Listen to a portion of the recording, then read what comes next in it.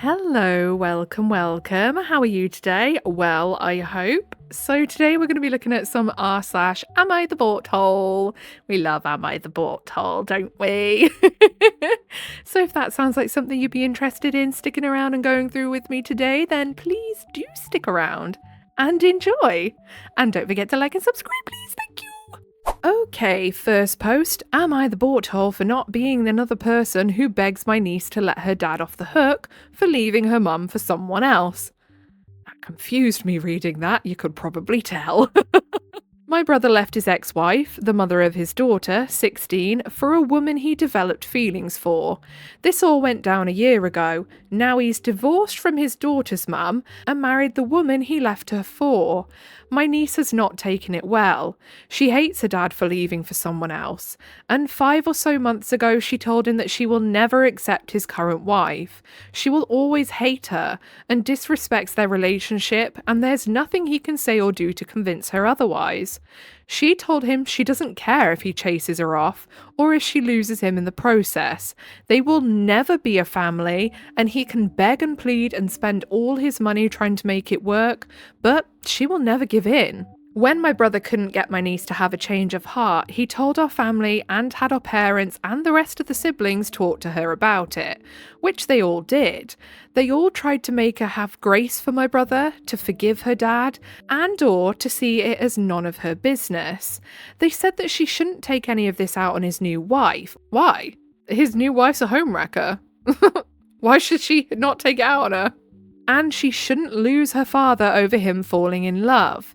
They even tried telling her that his new wife wouldn't do anything until he left her mum. So yeah, the new wife knew about her mum. Disgusting, the pair of them. But she didn't care, and she told them. She said that she's glad she's making them both miserable, and that they deserve to be miserable. Fair enough. She said her dad isn't a good person, and she doesn't have grace for him.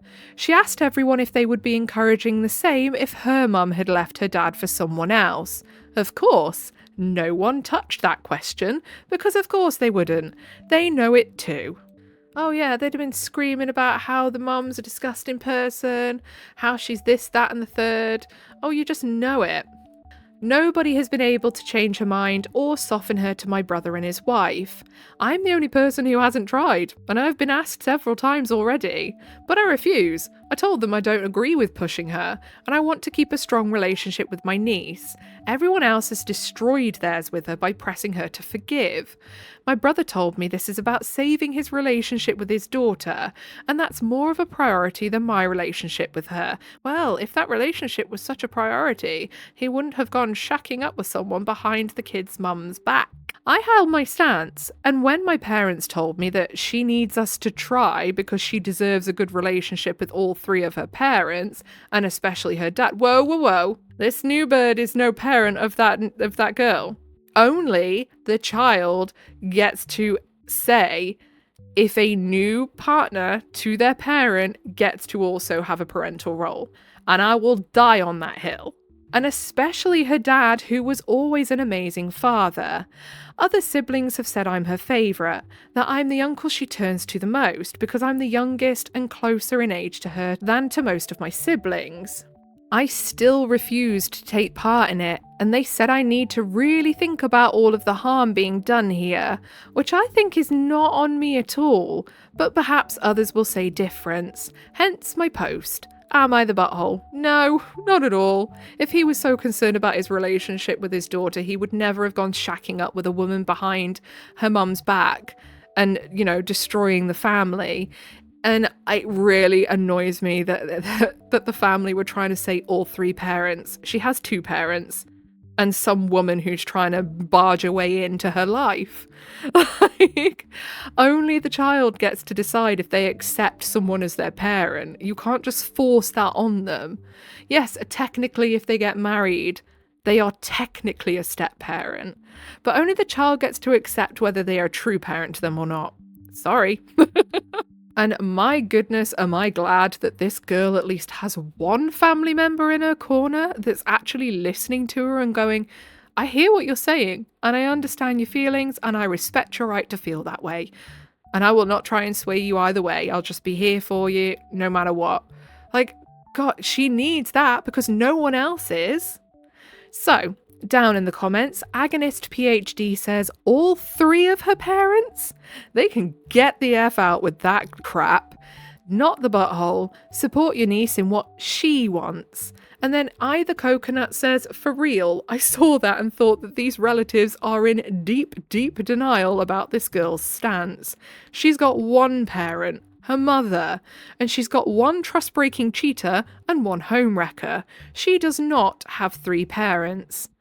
And then Lola Pelosi says, the craziest people I know had experienced their parents divorced in their teens and didn't get therapy every single time. My parents divorced when I was like 8, maybe a bit older. And I was an absolute terror, so who knows what that says? But my God, was it a messy divorce because my mum was absolutely insane. My dad was like just trying to keep the peace constantly. And I witnessed my mum throw knives at him, throw TVs at him. Like, I laugh at it now, but back then, oh my God, was it scary. Like, it's crazy, crazy stuff. I could sit down and tell you so many stories from my childhood of what I remember. A lot of it I don't actually remember. But the stuff I do is nuts. Okay, would I be the butthole if I told my husband how I caught out his web of lies? So obviously that was supposed to say don't tell, but I don't know how I read that so wrong. I, 40F, dropped my husband, 36M, off to go drinking with his work colleagues, 26M, last night. He said he was going to the bar around the corner and would be home in a couple of hours. We've been together 7 years, married for 2, and social time like this after work is not uncommon. He stops answering my texts after 5 hours. 10 missed calls from me went by for the next 2 hours. After 8 hours, he sent me a text saying that he fell asleep at his colleagues and would be home soon. 20 minutes later, he came home in an Uber, rubbed his eyes and said that he needed to go back to sleep. The thing is, he was never asleep. I know this because I had one of my sister's friends follow him last night. No. Oh my goodness. So you must have had an inkling he was up to some crap to even do that in the first place. And after 2 hours at the nearby bar, he left with his colleague and went into the city. At the bar, he met 2 random women who sat at his table with him for an hour. Then he was in the bathroom with 2 of them and his colleague for about 5 minutes. Okay, so he's not cheating. He's putting stuff in his nose, love. I don't think he's cheating. But he's doing something he shouldn't be. My goodness. He received a text, I assume from me, and he left everyone, the table, and went home in the Uber, at which point he faked tired to me. I'm obviously going to confront him about the lies on lies that he's told me, but would I be the butthole if I leave out the part about how I sourced the information? No, because you can use it again. You can use that method again. While I do feel validated in my actions after what is uncovered, I feel conflicted because, unlike him, I value honesty. No, as soon as someone does you dirty like that, as soon as someone's lying, bets are off, mate, as far as I'm concerned. Like, I don't care. I ain't telling you jack shit about where my information comes from. You don't deserve it. But yeah, I at first thought he was cheating, and I thought that she suspected him of cheating, but I think he is actually an addict and doing stuff he shouldn't be. Well, not so much an addict, maybe, but definitely a partier, I say in quotations. I don't know what constitutes as far as being addiction, but there's dodgy stuff going on is what I'm trying to say. So down in the comments, Brippity Brap says he went in the bathroom for 5 minutes with 2 women and his co-worker. Love, he's not cheating. He's doing the snowflakes. Yes, he is. He absolutely is. See, I've never done any extracurricular medicines because I'm just far too anxious. But I've been around the clubbing scene. I used to go out a lot and I would just obviously have some drinky poos. But you see it, don't you? You bear witness. So even for me, someone who avoids any extracurricular medicines like the plague, for me to even know he wasn't being very sly. And then Carly says, as soon as I read that, the same thing came to mind. Snowflakes. It gave me flashbacks to stupider days. He very much did not sleep. That much is for certain. Okay, next post. Am I the butthole for denying my dad's wife and her kids as my family and reminding my dad that he made the choice to stay when I had no say? I, 20M, was 5 when my dad married Ellen. Ellen was a widow and she had 5 kids. Flipping heck. Her oldest 4 were older, as in late teens to 20s. Her youngest was 7. My mum bailed on me when I was 3, so I didn't have an active mum, and I was an only child. Imagine going from being an only child to all of a sudden having 5 step-siblings. It's crazy. Ellen didn't fill any motherly role for me, and her kids were clear that I was less than a stranger. Ellen's youngest never wanted to hang out or play with me. For a little while, when we first started living together, I thought we would, but he always moved away or told me to go away when I tried to play or spend time with him.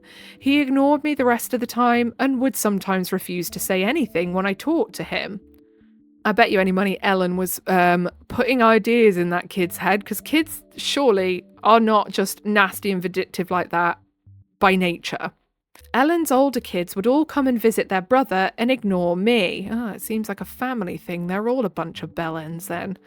They'd bring him toys, candy, take him to see movies, or bring him for treats like McDonald's.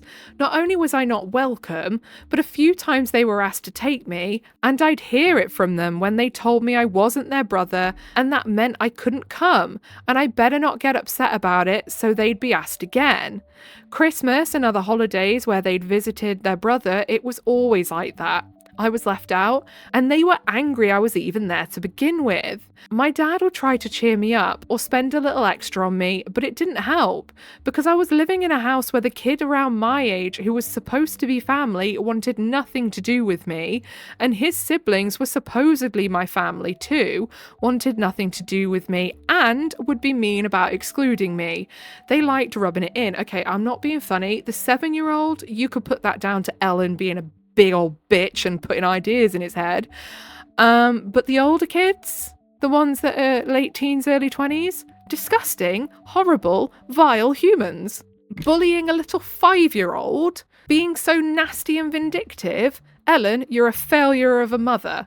That's all I can say.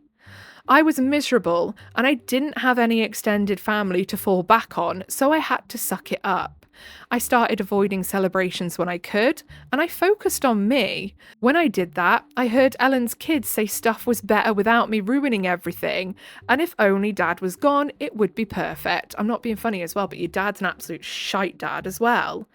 Like, if I was with someone and their kids were treating my kid like that, they'd be gone. The lot of them. Immediately. I can feel my blood pressure spiking.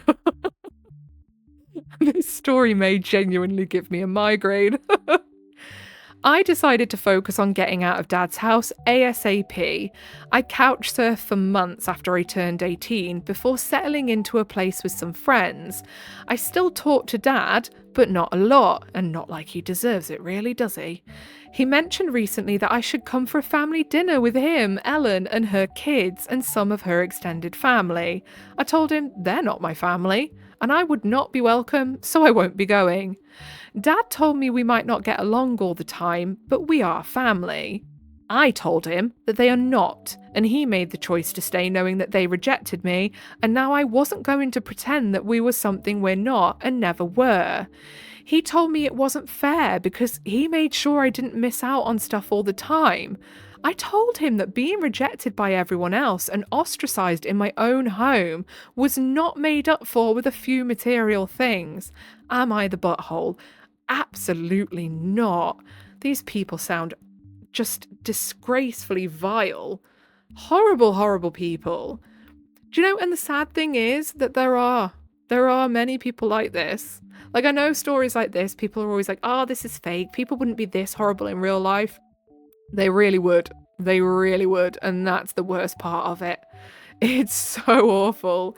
Anyone that could treat a little kid like this, let's just say karma will come for them at some point, and I think that's fantastic.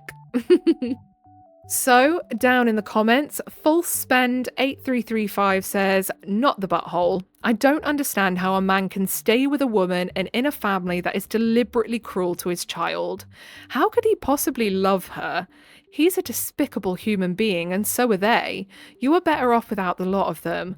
I am so sorry that your childhood was like that. Nothing will make up for it." And then OP says, "I don't either.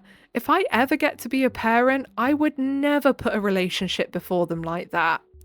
And then Tall Hospital 1071 says, "I'm going to be blunt with you, OP, but your father stayed because he was getting laid and had a feminine company, so his useless ass wouldn't be on his own. It's extremely common. As long as he got some fanny and was coddled by his wife, he couldn't care less about the crappy dad he was being to you." Honestly, bingo. So many parents put their own happiness and comfort before their kids. It's just so wrong. Would I be the butthole if I stop all the favours I've been doing for my ex since he has refused the one favour I asked? This is kind of sweaty, okay? Never heard a post described like that before. But my 30F ex-husband Greg, 38M, and I have 2 kids, Louisa 9 and Ted 7. We have divorced over 7 years ago and co-parent very well. The divorce was because I was happy with our 2 children, but he wanted more, and even therapy didn't help. We've had basically no issues, and there's no child support. We're 50-50. Have never had issues having the kids if the other parent has something come up, and understand that it's just about making sure their lives aren't too disrupted. Sounds great. Where's it going to blow up in smoke? Greg remarried Tessie, 38F, 4 years ago, and they have another child, a boy, and another about to make their appearance in this world in a few weeks. I am marrying my fiancé Luke, 36M, in February. We've been together for about 3 years, and he's known my kids for 2. We moved in together last year. We have a group chat, but aren't overly friendly or anything. We only talk about the kids and keep it pretty light-hearted. Our only rules with the other dating is that we would introduce our partners to the other before they met the kids, which went great with both of them. When Tessie and Greg remarried, I obviously kept the kids an extra week for their honeymoon, and again for the actual week so that they could settle in. They didn't live together before they got married. When they had their first baby, I kept our kiddos for about a month, but brought them over a few times to see their new brother, obviously, so they could settle in since it was Tessie's first baby. A few weeks ago, at one of Lacey's games, Tessie told me that the date her C-section was scheduled for, which is in the middle of their custody week. I told her we were excited for them, and of course I could keep them that week and my following week, and we could go back to normal their next custody period. She kind of hemmed and hawed and asked if we could keep them for another custody week to give them a month again to get used to things. I said that was fine. I didn't expect them to need that much time for their second baby, but C-sections are major surgeries, and I said I'd be happy to keep the kid. They don't live far from us, so bringing them over to hang out won't be too out of my way, and of course I love having my kids with me.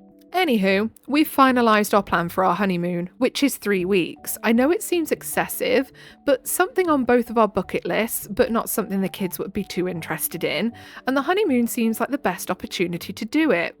Basically, what would happen would be that we'd get married on Saturday, my week, the kids would stay with Greg that night and stay for his week, and they would keep them for our week and their next week. So they'd have them for one of my custody weeks, plus one extra evening.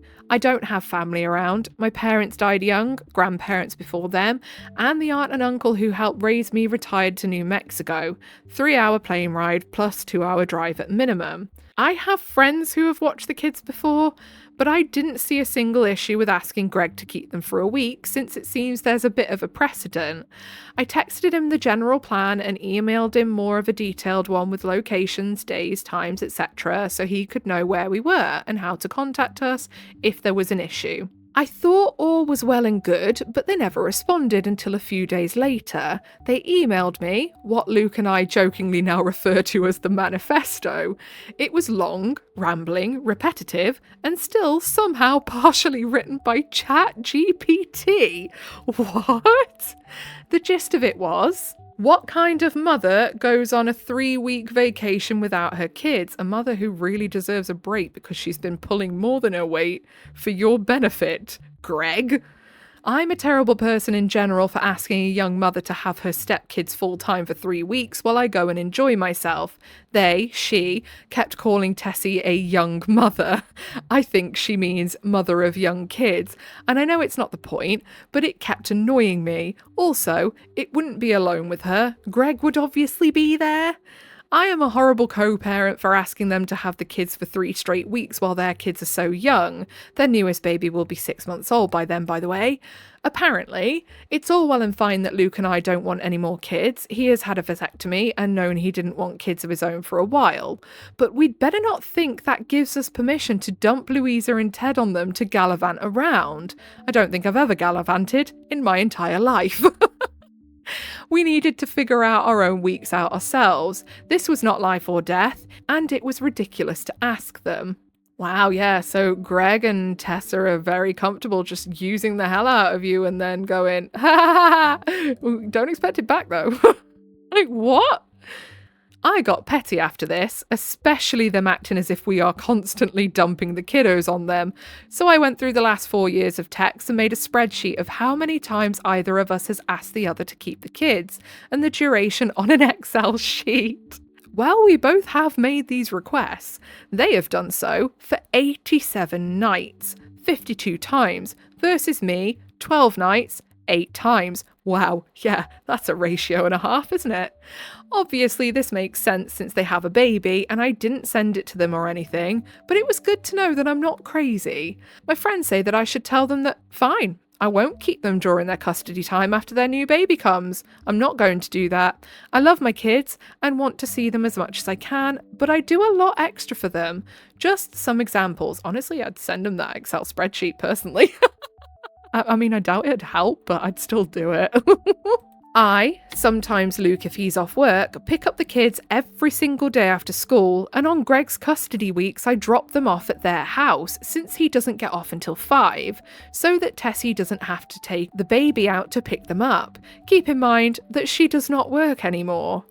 Our divorce decree says that whoever's week it is must drop the kids off at the other parent's house, but I've been doing all of the back and forth for a while again because they have a kid and because it's not that far, 5-minute drive, 20-minute walk if it's nice.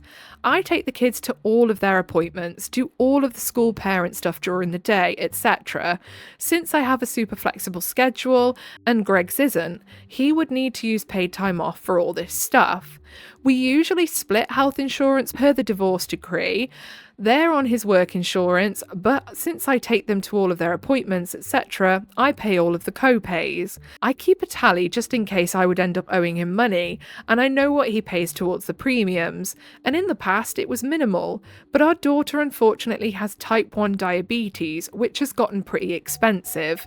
It wasn't killing me, but Greg mentioned how tight money was once when I was bringing it up, and I decided that it's not affecting my life, and our daughter needed it, so I've been letting it go.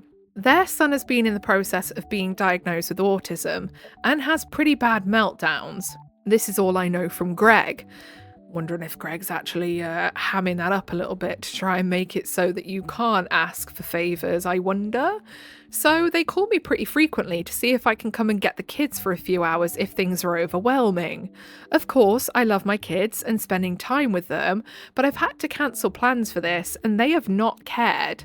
Greg was in an accident and has been using my old car. This just gets better and better, doesn't it? And I got a new one and hadn't sold the old one yet. It's not worth a ton or anything for the past 7 months with no effort to replace it. So yeah, Greg's taking the absolute piss is what we're seeing here. Greg travels sometimes for work and Greg and the kids, have a cat over there. Normally Louisa would take care of the litter box if Greg was travelling, but since her diagnosis and until we get her labs health under some form of control, we both agreed that we don't want her messing with it. They let the cat go outside during the day. Since Tessie has been pregnant, she said that she shouldn't have to, and Ted is a little young. He tried, failed, now he helps, lol. So I've been doing it. Honestly, OP, come on now, they are taking the absolute mick out of you. They have had your pants down. Stop doing so much for them. Anyways, these are all benefits for them that I'm going to reform them are ending. I won't go back on my word to have the kiddos after she has a C-section. But the absolute gall of them to not do one thing that I have asked for them and that I've done for them have brought me to this. Most of my friends say I'm not going far enough. I agree, but a few have said that it might cause a breakdown in our co-parenting relationship, which would affect the kids. True. Annoyingly true. You've got to stay civil. That's really the one thing I care about. So now I'm hesitant. Nah, I mean, I'd still definitely tell them all the extras will stop. You know, absolutely. I'd be like, no, we're going to do what the court order says, and that is it. And I'm doing no more from now on. Because that's not you being an arsehole. That's you just saying, I will do my fair share and nothing more because you're taking the piss out of me, mate, and I don't like it. So then down in the comments, Hungry Departure 3358 says, they are really biting the hand that feeds them. I would respond to the email saying, wow, I'm so surprised at this response given the positive relationship and co-parenting dynamic we've had thus far. We will have to make other arrangements for the kids that week. I'll also need to be selling that car, so let me know if you want to buy it, priced at X amount of dollars, or I'll come to get it 5 days from today. I also can't be continuing to care for your cat. I'll be stopping as of now, and Louisa still can't do it. I will still keep the kids for your 2 custody weeks in July, as I had previously agreed, but going forward, we'll be working off the assumption that you will cover your time with them as I will with mine. I'm sorry you prefer this type of arrangement. I was pretty happy with what we had before, but I understand. They may walk it back or not, but if they don't, you don't have to be a doormat. Precisely, you can be civil and have a good co-parenting relationship without letting them walk all over you. I hate the cheek of them. Oh my goodness. And on that note, I think that's where we're going to leave it for the day. If you made it all the way to the end with me today, I appreciate you very, very much. If you'd like to give a little like, subscribe, notifications on, then I appreciate you even more. And that's your initiation into the cult of void. Welcome. Whatever it is you're doing for the day, I hope you have a really good rest of the day. Goodbye.